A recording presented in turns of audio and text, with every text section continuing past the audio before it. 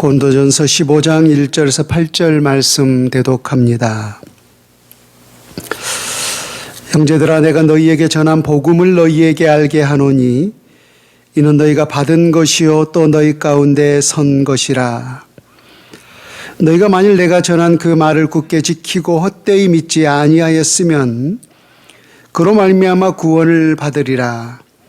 내가 받은 것을 먼저 너희에게 전하였노니 이는 성경대로 그리스도께서 우리 죄를 위하여 죽으시고 장사 지낸 바 되셨다가 성경대로 사흘 만에 다시 살아나사 게바에게 보이시고 후에 12 제자에게와 그 후에 500의 형제에게 일시에 보이셨나니 그 중에 지금까지 대다수는 살아있고 어떤 사람은 잠들었으며 그 후에 야곱에게 보이셨으며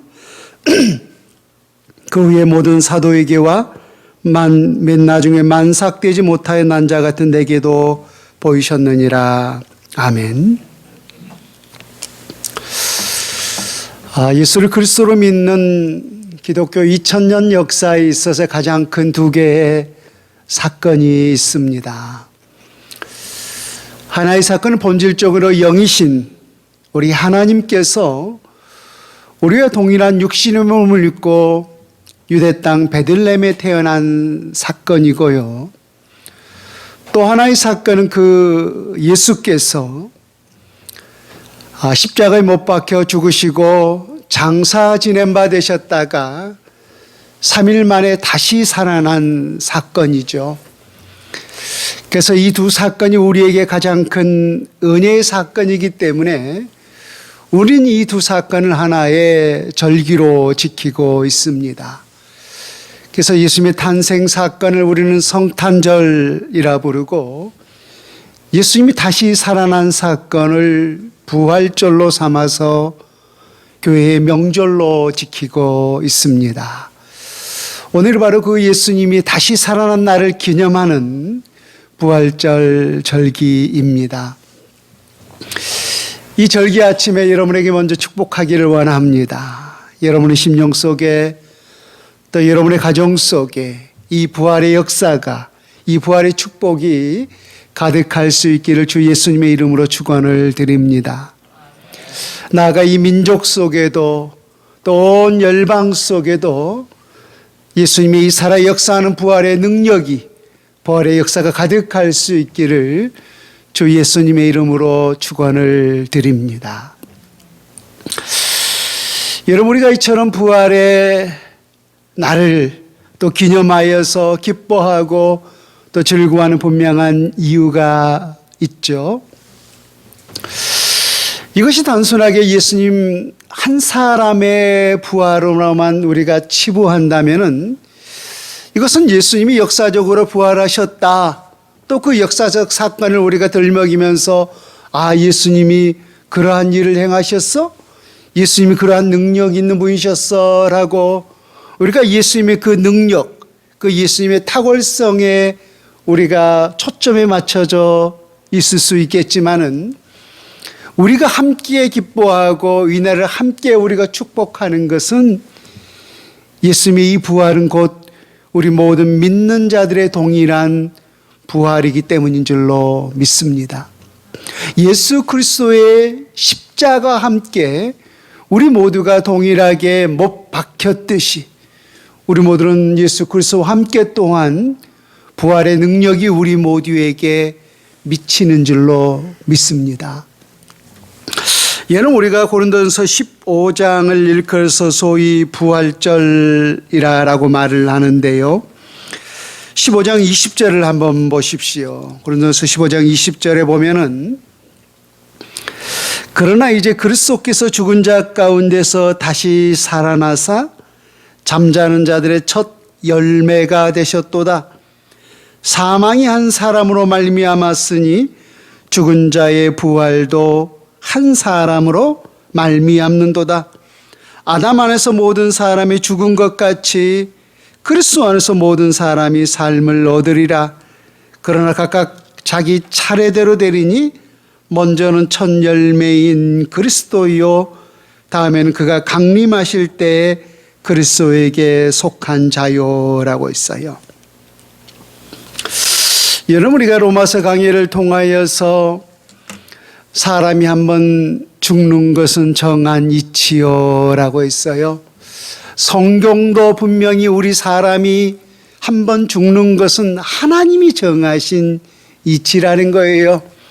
근데 이 사람이 한번 죽는 이 정한 이치는 우리 모든 믿는 자들뿐만 아니라 이 땅을 살아가고 있는 모든 사람들이 역사적인 모든 경험을 통해서 역시 동일하게 느끼고 있는 바죠. 그래서 이 땅에서 죽음을 거스를 수 있는 사람은 한 사람도 없습니다. 이 땅에 살았던 수많은 사람들이 영원히 죽지 않는 불로초를 찾아 나섰지만은 죽지 않고 영원히 살고 있는 사람이 이 땅에 아무도 없어요. 그래서 성경이 말한 바와 같이 한번 죽는 것은 분명한 정한 이치라는 것은 사실인 것입니다. 근데 생각해 봐요. 우리 모든 인류가 이처럼 죽음을 면할 수 없는, 모두가 죽게 되는 그 원인이 과연 어디에 있었는가 하는 거예요. 분명히 오늘 우리가 성경의 15장 20절에 보았듯이 사망이 한 사람으로 말미암았으니라고 했어요. 이 한 사람은 누구죠? 첫사람 아담 때문이었죠. 그래서 이 첫사람, 그 죄로 말미암아 한 사람 아담 때문에 모든 사람이 죽음에 이르게 되었다라는 거예요.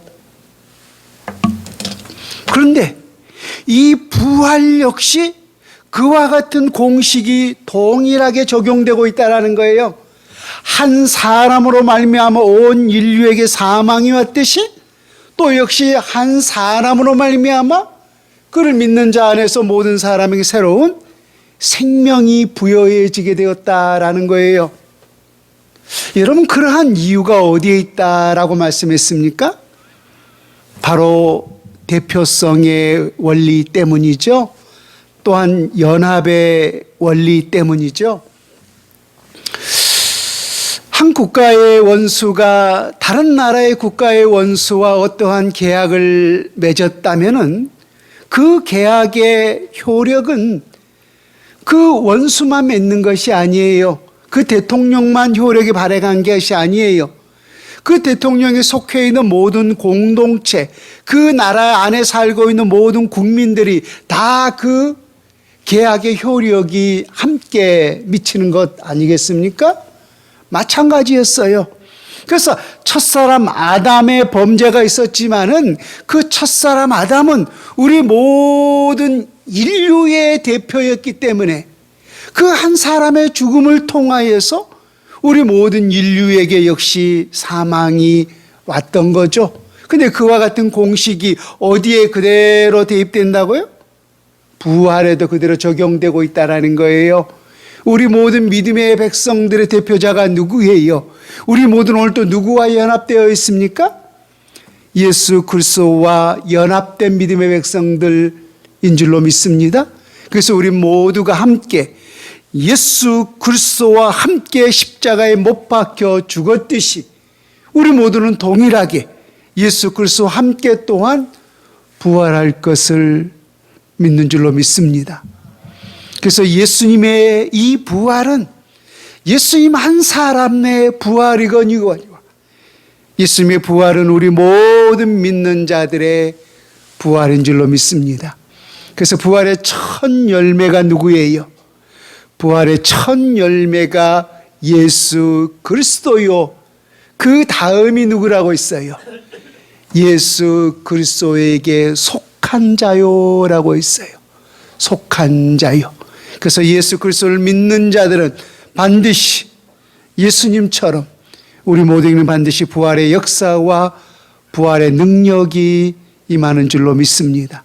그래서 우리 하나님의 사람들에게 있어서 가장 큰 은혜요, 가장 큰 축복이요, 가장 큰 소망이 있다면 그것은 바로 우리 하나님께서 우리의 가운데 허락하여 주신 이 놀라운 부활의 능력인 줄로 믿습니다. 여러분, 그런데 우리가 이 역사적 사실을 보아오건대 이 두 사건이 우리에게 있어서 가장 큰 은혜의 사건이고 또 가장 큰 축복의 사건임이 분명하지만은 또한 이 예수님의 탄생과 예수님의 이 부활 사건은 믿지 않는 자들로부터 역사적으로 가장 많은 공격의 대상이 되기도 했었어요. 왜 이 두 사건이 믿지 않는 자들로부터 공격의 대상이 되었는가? 그 이유가 있죠. 이 두 사건이 보면은 우리 인간이 생각하는 이해할 수 있는 그 생각의 보편성을 넘어섰기 때문이에요. 넘어섰기 때문에. 먼저 성탄절을 한번 생각해 봅시다. 예수님의 탄생을 기념하는 절기가 바로 성탄절기라고 했는데 한 생명이 탄생하기 위해서 필요한 것이 뭐예요? 우리 인간은 반드시 부족 모혈을 통하여서 이 땅에 탄생하게 되는 것, 그것이 자연의 이치 아닙니까? 아빠의 씨가 엄마에게 뿌려져야만이 이 생성이 아이를 낳을 수 있는 기능이 된다라는 거예요. 이것은 하나님이 허락하신 자연의 이치예요. 사람뿐만 아니라 모든 동물도 마찬가지예요. 동물뿐만 아니라 심지어 여러분 식물들도 마찬가지예요.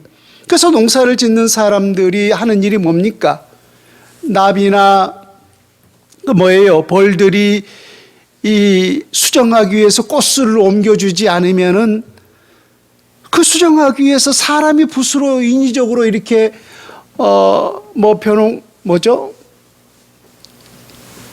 배 농사 같은 거 이 꽃술을 인위적으로 이렇게 해주는 것을 볼 수 있지 않습니까? 그래서 이것은 하나님이 정해놓으신 자연의 이치란 말입니다. 부족 모혈을 통하여서 우리 인간이 탄생하는 것이. 근데 예수님은 과연 어떻게 이 땅에 탄생했는가? 우리 모두가 잘 알고 있듯이 분명히 마태복음 1장에 보면은 예수님은 성령을 통하여서 잉태했다라고 했어요. 그런데 그때 보면은 요셉에게는 분명히 약혼을 했지만은 동거하기 전이었어요. 동거하기 전에 자기 아내가 임신을 했으니 요셉으로서는 상상할 수 없었던 거죠. 믿을 수가 없었던 거죠. 그래서 요셉은 의로운 사람이었기 때문에 이 모든 사실을 감추고 이 마리아와의 모든 관계를 가만히 끊고자 했죠. 왜? 그때는 임신을 하게 되면, 처녀가 임신을 하게 되면 돌에 맞아 죽는 그런 율법의 역사가 있었기 때문에 말입니다. 그러나 그때 우리 하나님께서 요셉에게 알려주기를 내 아내는 누구를 통하여서 잉태했다라고 했어요. 바로 성령을 통하여서 잉태하였다라고 했어요. 그래서 아들을 낳으니 이름을 예수라 하라, 임마누엘이라고 하리라라고 하면서 이 땅에 탄생할 그 예수의 이름을 친히 전해 주셨던 것을 보게 됩니다. 그런데 왜 많은 사람들이 이 사건을 공격하고 있는 거예요? 우리 인간의 보편적 진리로 보았을 때, 보편적 사고로 보았을 때 믿을 수 없는 거예요. 이해할 수 없는 거예요. 아까도 말했지만은 보편적 이해라고 하는 것은 분명히 이 남녀가 부족 모혈을 통해서만이 아이를 탄생할 수 있는데 한 여인이 성령을 통하여서 잉태했다라는 것은 일반적인 보편적 진리로는 이해할 수가 없는 거죠. 그래서 우리 인간의 보편적 사고를 넘어섰기 때문에 많은 사람들은 그 사실을 믿지 못하고 이해할 수 없기 때문에 우리에게 가장 큰 은혜의 사건이요 축복의 사건이지만은 그것을 공격하고 있었던 것이죠. 여러분, 이 부활 사건도 그런 면에서 마찬가지 아닙니까? 아까도 말했지만은 사람이 한 번 죽는 것은 분명히 성경에서 정한 이치요라고 했어요. 그래서 한 번 사람이 죽는 것은 그걸로 끝이라는 거예요. 사람이 죽었던 사람이, 물론 우리가 어떠한 현장을 보면은 기적적으로 죽었다가 다시 살아났다 뭐 그런 현상, 그런 사실들을 종종 이렇게 뉴스를 통해서 본 기억이 있지만은 뭐 그러한 특별성을 좀 제외하고 그것이 진실인지 거짓인지를 알 수는 없겠지만은, 그러나 우리가 일반적으로 보았을 때 사람이 죽었다가 다시 살아난다라는 것은, 이것은 불가항력적인 거예요. 이것은 우리 모든 인간의 보편성을 넘어서는 거예요. 그런데 이 부활 사건이 무엇과 부딪히는 거예요? 우리 인간이 생각하고 있는 우리 인간의 보편적 사고와는 부딪히는 거죠. 사람이 죽으면 그것으로 끝이에요. 그래서 어떤 사람도 죽으면 거의 뭐 3일 내에 4일 내에 그냥 화장터에 가서 태워버리고 묻어버리는 것 아니겠습니까? 왜? 다시 살아날 가능성은 1%도 없기 때문에 말입니다. 여러분, 사람이 죽었다가 다시 살아나는 가능성이 0.001%라도 있다면은 그렇게 불구덩이에 놓고 태우지 않을 거예요. 혹여라도 먼저 가신 그분이 살아날까? 얼마든지 우리는 기다릴 수 있을 거예요. 그러나 자연의 이치를 보았을 때 한 번 죽는 사람은 다시 살아나지 못한다라고 하는 그 가능성이 0.00001%도 없다라고 하는 사실을 알기 때문에 오늘 그 사람을 무덤에 장사 지내버린 것 아니겠습니까? 이것이 자연의 이치일토인데, 오늘 성경을 보게 되면은 죽었던 사람이 다시 살아났다라는 거예요. 예수님이 무덤에 장사 지낸 지 3일이나 지났는데 그 죽은 사람이, 썩어서 냄새나는 사람이 다시 살아났다라는 거예요. 근데 믿지 않는 사람들은 이 사실이 보편성 논리에 얼마나 부딪히겠는가 하는 거예요.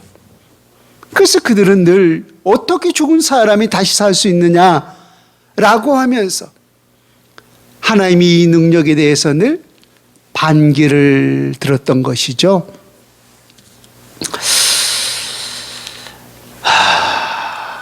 여러분, 이것이 바로 우리 인간이 가지고 있는 이 보편성 논리일지언데, 그럼에도 불구하고 정말로 우리는 예수님의 부활을 믿고 또 나아가서 우리의 부활을 믿을 수 있는가 하는 거예요. 우리 모든 자연의 이치, 우리 모든 인간의 보편적 논리는 반드시 한번 죽는 것은 정한 이치이기 때문에 그것으로 끝인데, 어찌 우리는 성경에서 말하는 이 논리를, 죽어도 다시 사는 이 부활의 역사를 우리는 믿을 수가 있고, 예수님의 그 부활을 믿을 수가 있고, 또 나의 부활 또한 있을 것을 우리는 과연 믿을 수가 있는가 하는 것입니다. 여러분, 우리가 어떠한 사실, 어떤 역사적 사실, 그것이 과거에 있었던 어떤 역사적 사건이든지 혹은 현재 일어나고 있는 어떠한 역사적 현실적 사건이든지 간에 그 사건이 사실로서 증명되고 입증되기 위해서 가장 필요한 것이 뭐냐면은 증거물과 증인이에요. 그렇죠? 그래서 이 앞에서 어떠한 뭐 폭행 사건이 일어났다, 어떤 교통사고가 일어났다라고 우리가 가정해 보았을 때 그 누가 잘못했는가를 볼 수 있는 가장 중요한 게 뭐예요? 증거죠. 증거물이 어떤 것들이 있는가. 또 그것보다 더 중요한 것은 그 현장을 생생하게 목격한 증인이 있는가 하는 거예요. 증인이 있는가. 그래서 증인이 많으면 많을수록 그 사건을 다각도로 보았기 때문에 그 사건을 더욱더 확실하게 증명해낼 수 있는 것 아니겠습니까? 그렇듯이 우리가 어떠한 사실을 사실로서 증언해내기 위해서, 증명하기 위해서 가장 필요한 것이 바로 증거라는 거예요. 증거.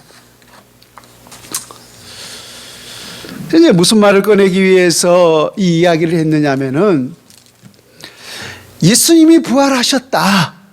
예수님이 부활하셨다라고 했는데 성경에는 많은 증인들이 있다라는 거예요. 많은 증거들이 있다라고 하는 거예요. 근데 이 사건은 분명히 우리 인간이 생각하고 있는 이 보편성의 관계를 벗어난 사건이에요. 그럼에도 불구하고 수많은 성경에 나타난 이 모든 증인들, 역사적인 이 증언들을 바라볼 때 우리 모든 인간의 사고를 생각했을 때 이 사건은 분명히 믿을 수 없는 것보다는 믿을 수 있는 것이 훨씬 더 많다라는 거예요. 무엇으로 보았을 때? 수많은 증거를 보았을 때, 수많은 증인들을 보았을 때 말입니다. 이것이 우리 모든 인간의 보편성의 한계를 넘어설다 할지라도 설령 그 수많은 증인의 목격자들을 보았을 때 이것은 분명한 사실이라고 하는 사실을 우리는 확신할 수가 있다라는 거예요. 자, 그 사실을 우리가 성경을 통해서 함께 살펴봅니다. 첫 번째 고린도전서 15장 우리 5절에서 8절 말씀을 한번 보십시오. 우리가 어떠한 사건을 증명해내기 위해서 가장 필요한 것이 그 현장을 목격한 증인이 있는가? 증인이 있는가? 그 증인이 많은 증인이 모여서 그 사실을 증언해 준다면은 그것처럼 확실한 게 없는 것 아니겠습니까? 근데 예수님의 부활을 목격한 증인들이 15장 5절에서 8절에 기록되어 있어요. 15장 4절부터 보세요. 장사 지낸 바 되셨다가 성경대로 사흘 만에 다시 살아나사 게바에게 보이시고, 게바가 누구죠? 베드로죠. 후에 12 제자에게와 그 후에 500여 형제에게 일시에 보이셨나니 그 중에 지금까지 대다수는 살아있고 어떤 사람은 잠들었으며 그 후에 야고보에게 보이셨으며 그 후에 모든 사도에게와 맨 나중에 만삭되지 못하여 난 자 같은 내게도 보이셨느니라. 여기에 나오는 이 명단의 이름들이 다 누구예요? 예수님의 그 부활을 목격한 증인들이에요. 500여 형제들이, 뭐 몇 사람들은 좀 제외하겠더라도 500의 형제들이 일시에 예수님의 그 부활의 모습을, 부활체를 목격한 거예요. 여러분, 한두 사람을 우리가 돈으로 매수해서 이런 사건은 이렇겠다라고 우리가 거짓 증언을 할 수가 있겠지만은 500여 명이 넘는 그 수많은 사람들을 돈으로 매수해서 어떤 사건을 덮으려 한다라는 것은, 이것은 인간으로서 불가능한 일이에요. 불가능한 일이에요.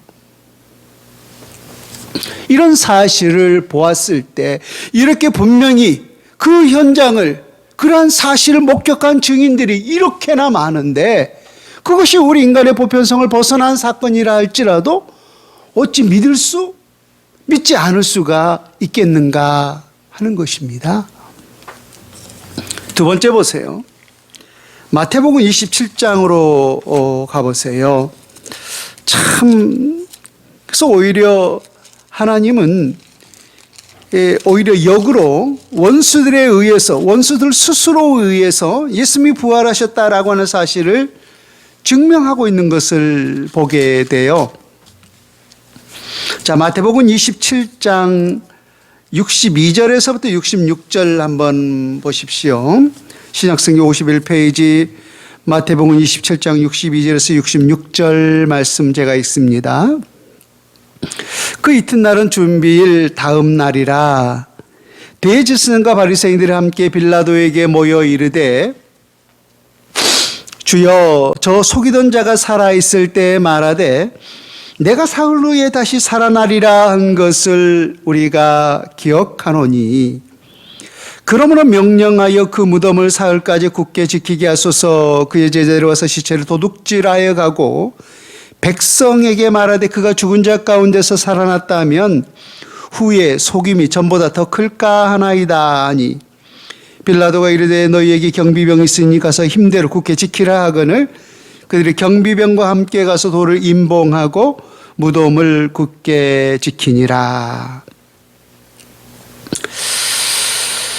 바리새인과 서기관들의 고발에 의해서 예수님이 유대인의 왕이라고 하는 제목에 의해서 십자가 처형을 당하지 아니하셨습니까?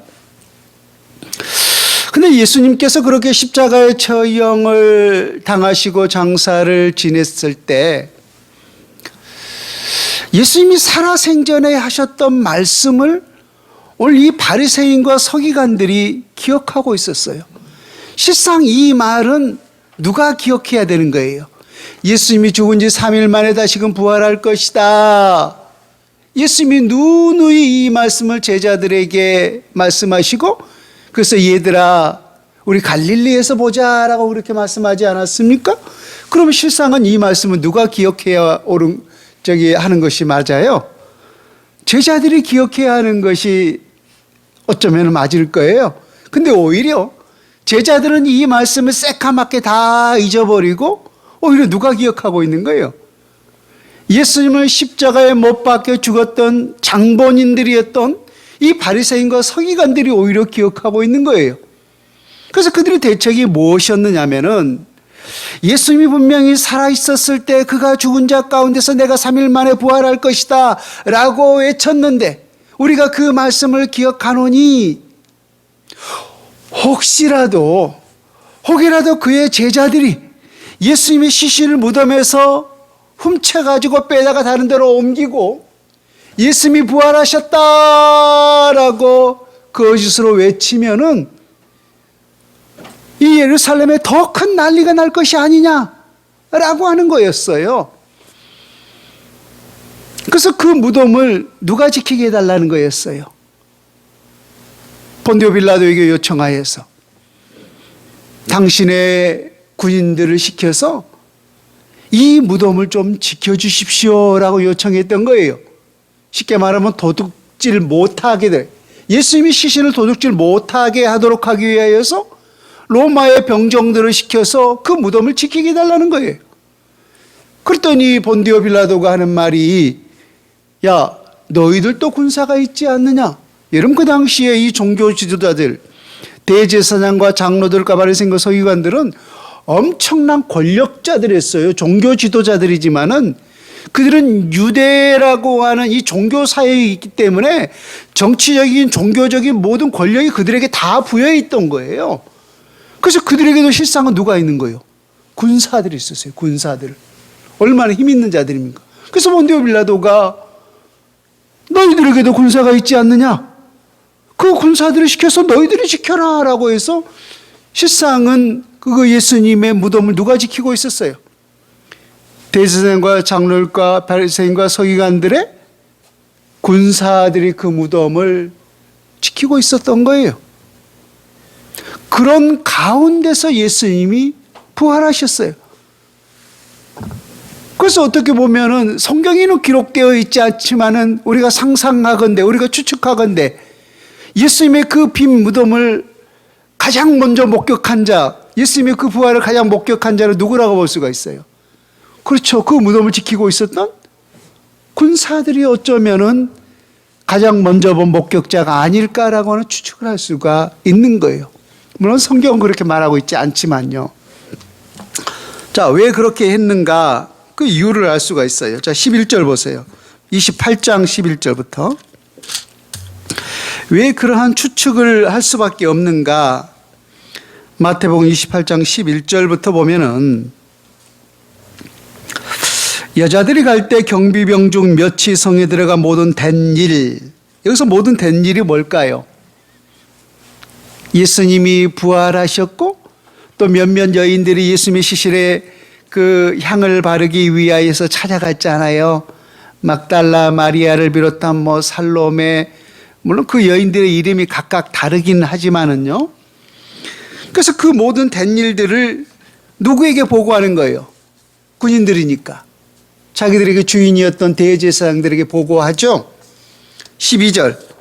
그들이 장로들과 함께 모여 의논하고 군인들에게 돈을 많이 주며 돈이 오간데는 늘 뭔가 있는 거죠. 돈을 많이 주면 조금도 아니고 이르되 너희가 말하기를 그의 제자들이 밤에 와서 우리가 잘 때 그들을 도둑질하여 갔다 하라. 아하, 돈을 준 분명한 이유가 있네요. 뭐 때문에 돈을 준 거예요? 그들은 그 사실을 그대로 목격했지만은 사실을 그대로 알렸지만은 그 사실을 은폐하고 덮기 위해서 돈을 많이 주면서 뭐에 갔다는 거예요? 주의 제자들이 예수님의 시신을 도둑질하여 갔다 하라. 만일 이 말이 총독이 되려면 우리가 그나이 너희로 근심하지 않게 하리라. 누가 책임지겠다는 거예요? 우리가 책임질게. 군인들이 돈을 받고 가르친 대로 하였으니 이 말이 오늘까지 유대인 가운데 두루 퍼지니라. 라고 했어요. 손으로 하늘을 가릴 수가 있었지만은 예수님의 찬란한 그 부활의 영광의 소식을 결단코 가릴 수는 없었던 거죠. 그러니까 누가 지금 오히려 이 사실을 증명해내고 있는 거예요? 원수들 자기들 스스로 예수님이 부활하셨다고 하는 그 사실을 증명해내고 있는 거예요. 역으로 말입니다. 세 번째 예수님의 부활을 증거할 수 있는 것은 바로 사도들의 모습인데요. 여러분 오늘 말씀의 제목을 제가 이렇게 잡았어요. 부활은 믿음의 반전이라고요. 부활은 우리에게 놀라운 믿음의 반전을 일으킨다라는 것이 오늘 말씀의 제목인데요. 여러분 십자가 앞에서 예수님의 제자들의 모습을 한번 보십시오. 예수님 분명히 그 십자가에 못 박히실 때 제자들이 어떻게 행할까를 예언한 적이 있으셨어요. 목자를 치리니 양은 분명히 흩어질 것이다. 그때 주의 제자들이 하는 말이 뭐였냐면은 주님 절대로 그러지 않겠습니다 라고 했어요. 주님 저는 그러니까 그들은 이 서로 12제자들은 서로 상대를 보면서 혹시 저들은 그럴지를 모르겠지만은 저만은 절대 그러지 않겠습니까? 누가 제일 먼저 했어요? 베드로가 있죠? 베드로만 했어요? 모든 제자들도 그와 같이 답하더라. 그러니까 모든 제자들도 서로 설령 저들이 그런다 할지라도 나는 절대로 예수님을 배신하지 않겠습니다. 설령 예수님이 죽는 곳이 끌려간다면은 저는 그 죽는 곳까지라도 함께 따라가겠습니다. 라고 했던 것이 바로 제자들의 모습이었습니다. 근데 정말로 예수님께서 원수들에 의해서 십자가에 그렇게 끌려가자 그들은 다 뿔뿔이 흩어지고 말았어요. 예수님의 예언이 그대로 성취되었습니다. 목자를 치니 양은 다 흩어져 버리고 말았어요. 여러분 왜 예수님의 그 십자가 앞에서 제자들은 다 흩어져 도망가 버리고 말았을까요? 두려움 때문이에요. 두려움 때문에. 어떤 두려움? 죽음에 대한 두려움 때문이에요. 나도 저 사람처럼, 나도 저 예수님처럼 십자가에 못 박혀 죽으면 어떡하나 라고 하는 그 두려움 때문에 다 흩어져 버리고 말았던 거예요. 그래서 작은 소자 앞에서도 나는 그를 모른다, 나는 그를 모른다, 저주까지 하면서 나는 전혀 그와 상관이 없다. 그렇게 말하는 이유가 뭐예요? 자기 살겠다는 거예요. 자기 살겠다는 거예요. 예수님은 그들을 위해서 십자가에 죽으셨는데 자기 살겠다고 예수님을 부인했던 것입니다. 이것이 바로 예수님의 모든 제자들의 실체요, 본 모습이었다라는 것입니다. 그랬던 그들이 사도행전에 보면은 놀라운 반전의 역사가 일어나는 것을 보게 되죠. 아까도 말했지만 그 당시에 유대사회에서 모든 기득권은 종교 지도자들에게 있었어요. 대제사장, 장로들, 바리새인, 서기관들, 이런 다 종교 지도자들이에요. 그래서 이들에게 눈밖에 벗어나면은 뭐 유대사회 속에서 살 수가 없는 거예요. 살 수가 없는 거. 그래서 여러분, 이들이 이 베드로와 요한을 비롯해서 많은 주의 제자들이 다른 이로서는 구원을 얻을 수 없나니 천하 사람 중에 구원을 받을 만한 다른 이름을 우리에게 주신 적이 없느니라 라고 하면서 우리의 구원자인 예수 그리스도의 십자가와 부활을 증거하기 시작했어요. 그랬을 때 그 소리가 누구에게 가장 거슬리는 거예요? 종교 지도자들에게. 그렇죠? 그 기득권, 권력을 가지고 있는 종교 지도자들에게. 그래서 그들이 누구를 잡아들입니까? 그 복음을 전했던 예수님의 사도들을 잡아들이죠. 그래서 그들에게 하는 말이 뭐냐면은 이것이라는 것은 예수님의 십자가 부활 소식이 민간에 더 퍼지지 못하게 그들을 위협하여 이후에는 이 이름으로, 예수님의 이름으로 아무에게도 말하지 말게 하자 하고 그들을 불러 경고하여 도무지 예수의 이름으로 말하지도 말고 가르치지도 말라. 이 말이 뭐예요? 한마디로 엄포를 놓은 것 아닙니까? 너희들을 한 번만 더 있다가는, 우리 그런 말 하잖아요. 너 이 자식 한 번만 더 그랬다 하면 너를 죽일 거야. 그 소리였어요. 그 소리.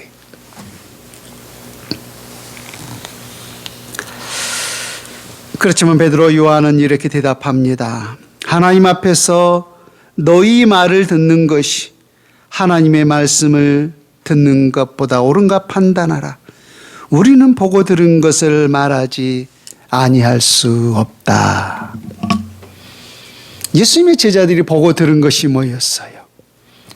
예수님의 십자가와 예수님의 부활이었습니다.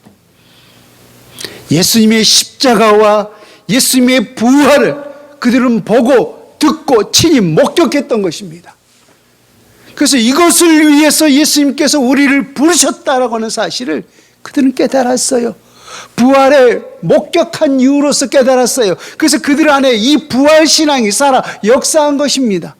그래서 이 기득권을 가지고 있었던 종교 지도자들의 힘으로 그들을 억누르고 힘으로 죽이려고 했지만은 내가 보고 들은 것, 증인 아닙니까? 이것을 말하지 아니할 수 없다 라고 하면서 예수님의 십자가 부활을 증언했던 거예요. 그래서 우리가 잘 알고 있듯이 예수님은 십자가에 못 박혀 돌아가셨지만은 베드로는 거꾸로 십자가에 못 박혀 죽으셨다라고 했죠. 전승에 의하면 거의 모든 사도들이 다 순교를 당했다라고 전해지고 있습니다. 자기의 생명조차도 아끼지 아니하고 주의 복음을 위해서 달려간 그 이유가 뭐예요? 부활의 목격자가 되었기 때문에 그렇습니다. 그들 안에 부활 신앙이 살아 역사하셨기 때문인 줄로 믿습니다. 또 한 사람이 있어요. 또 한 사람. 오늘 본문에도 보면 그렇게 기록하고 있는데요. 고린도서 15장 8절인가요? 보면은 만삭되지 못하여 난 자 같은 내게도 보이셨느니라. 그 내가 누구예요? 그렇죠. 사도 바울이죠. 이런 부활은 우리에게 놀라운 믿음의 반전의 역사를 일으킨다라고 했는데 다메섹 도상에서 그 부활의 예수 그리스도를 만나기 전까지 그 사울의 모습, 사울아 사울아 죄인 되시니까 나는 내가 핍박하는 예수니라 라고 부활의 예수 그리스도를 만나기 전까지 사울의 그 모습, 바울의 모습은 과연 어떠한 신앙이었는가 하는 거예요. 그는 나름대로 하나님에 대한 열심이라고 생각했지만은 그 하나님에 대한 열심이 잘못된 열심이었기 때문에 오히려 예수 그리스도의 도를 전하는 자들을 잡아서 가두고 죽이기 위해서 타밀도성을 걷고 있었던 거예요. 한마디로 핍박의 그 현장 속에 있었던 거예요. 그래서 사도 바울은 그리스도 교회의 입장 보면은 핍박자요, 회방자요, 살인자였던 거죠. 그가 고백한 것처럼. 그러했던 그가 자기의 생명조차도 조금도 귀한 것으로 아끼지 아니하노라라고 하면서 주님의 거룩한 복음을 위해서 그의 생 자체를 하나님 앞에 드릴 수 있었던 그 이유가 무엇 때문이에요? 부활의 예수 그리스도를 만난 목격자였기 때문입니다. 그 안에 부활 신앙이 살아 역사였기 때문이라고 하는 거예요. 그래서 모든 제자들이 다 흩어지고 배신자고 그러한 삶을 살았지만은 그 부활의 역사를 통하여서 놀라운 믿음의 반전이 있었던 것을 보게 됩니다. 그런 은혜가 우리 모두에게 있기를 주 예수님의 이름으로 축원을 드립니다. 아멘. 여러분, 우리 인간이 본능적으로 가장 두려워하는 것, 제 자신이 저는 2번 경험을 했습니다마는 저는 죽음이라고 생각합니다. 제가 첫 번째 그 죽음 앞에 다다랐을 때 몇 날 며칠을 잠을 이루지를 못하고 밤새 또 눈으로 세웠던 기억이 지금도 생생해요. 눈만 감으면 뭔가 저를 휩쓸려서 먼 깊은 골짜기로 저를 쳐박는 그 모습 때문에 도저히 눈을 감을 수가 없어요. 그게 뭐냐? 죽음에 대한 공포였던 거예요. 죽음에 대한 두려움 때문에.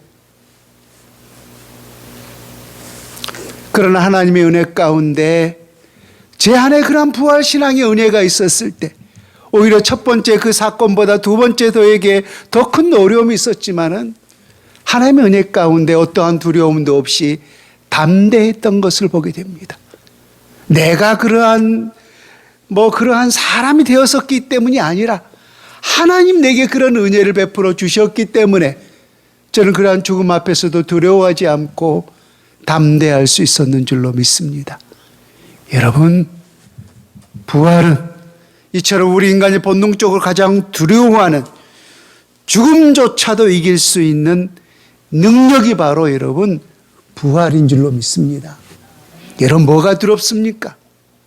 사람이 가장 어려우면은 극한으로 자기 목숨을 던지려고 하지 않습니까? 가장 두려운 것이 어쩌면 우리 인간의 죽음에 대한 두려움이에요. 근데 부활은 그 죽음에 대한 두려움을 이길 수 있는 능력이 있다는 거예요. 이러면 이것이 믿음이 아니고 무엇이 믿음이겠습니까?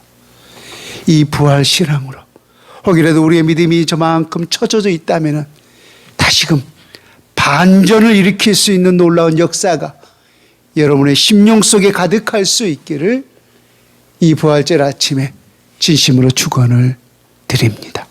날마다 부활 신앙으로 살아낼 수 있기를 다시 한번 주 예수님의 이름으로 축원을 드립니다.